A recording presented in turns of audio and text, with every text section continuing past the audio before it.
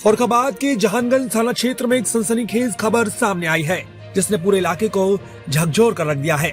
जिस बेटे को पिता का सहारा माना जाता है, वही अपने पिता की मौत की वजह बन गया। जहानगंज क्षेत्र गांव बेहटा निवासी सुनील की हत्या के मामले में पुलिस ने बड़ा खुलासा किया है। जांच में सामने आया है कि इस वारदात को अंजाम किसी और ने नहीं, बल्कि उनके इकलौते बेटे अमन कुमार ने ही दिया। पुलिस के मुताबिक अमन को शक था कि उसके पिता सुनील अपनी संपत्ति का हिस्सा उसके चाचा और चचेरे भाई को देने वाले हैं। इतना ही नहीं, शादी की बातचीत के दौरान पिता द्वारा लड़की पक्ष से ये कह देना कि लड़के से मेरा कोई संबंध नहीं है, अमन को नागवार गुजरा। इसी बात को लेकर वो भीतर ही भीतर गुस्से से भर गया।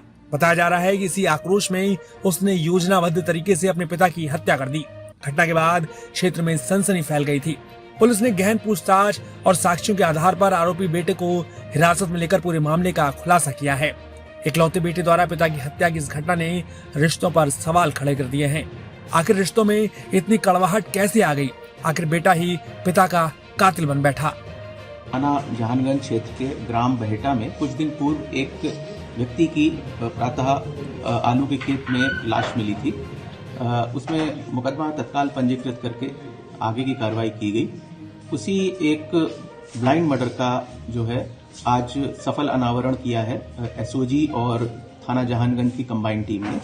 और इस मुकदमे की खास बात यह है कि इस मुकदमे का जो वादी है, जो मृतक थे हमारे सुनील उर्फ नक्से, इनका बेटा इस मुकदमे का वादी था। उसी ने मुकदमा पंजीकृत कराया था और यही अपने पिता का कातिल निकला। विवेचना के दौरान ये तथ्य जब हमारे सामने आया तो उसको फिर कड़ाई से उससे पूछताछ की गई तो उसने अपना जुर्म कबूल कर लिया और जिस डंडे से अपने पिता की उसने हत्या करी थी, वो डंडा भी उसी की निशानदेही पे पुलिस के द्वारा काली नदी के पास बरामद किया गया है। इस घटना का अभियुक्त अमन कुमार अपने पिता से काफ़ी लंबे समय से, इनका पिता जो सुनील उर्फ नक्से है, वो अपनी पत्नी और लड़के से काफ़ी वर्षों से दूर रह रहा था।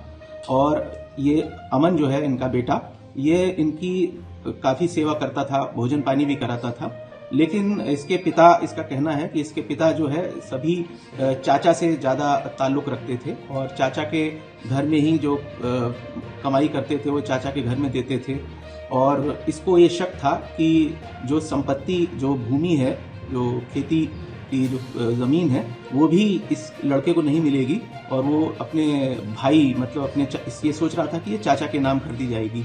और साथ ही साथ इस जब अभियुक्त है अमन कुमार, इसके जब रिश्ते की बात कोई आती थी तो इसका पिता ये कह देता था कि मेरा इससे कोई संबंध नहीं है, और जिसके कारण से इसकी शादी भी नहीं हो पा रही थी। तो ये काफ़ी उस चीज़ से दुखी था, आहत था और ये गुस्से में भी था।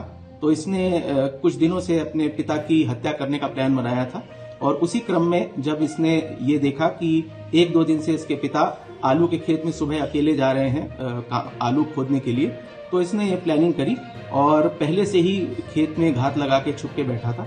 जब इसके पिता सुनील वहां पर पहुंचे तो इसने पीछे से आके डंडे से वार करके अपने पिता की हत्या कर दी। आज इसको, सुनील को, अमन कुमार को गिरफ्तार करके जेल भेजा जा रहा है और आगे की विवेचनात्मक कार्रवाई की जा रही है। प्लान जो बनाया गया, इसके द्वारा अकेले बनाया गया, इनमें कुछ लोग भी शामिल? नहीं, इसके द्वारा अकेले ही इसको प्लान को किया गया है और पूरी घटना को अंजाम इसने स्वयं अकेले दिया। सर, पुलिस को गुमराह करने की भी कोशिश करी थी उस दौरान काफी?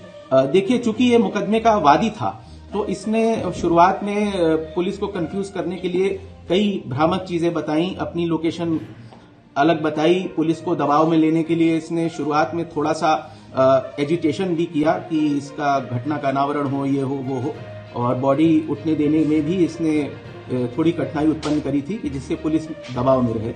लेकिन जैसा कि मैंने बताया कि तमाम जो है ह्यूमन इंटेलिजेंस और सर्विलांस के माध्यम से जब हमें पुख्ता हो गया कि ये घटना जो है श्री अमन ने करी है, तो इससे जब कड़ाई से पूछताछ की गई तो इसने अपना जुर्म कबूल कर लिया। सर, इसका आपराधिक इतिहास क्या है? आपराधिक इतिहास अभी इसका प्रकाश में कोई नहीं आया। आपराधिक इतिहास में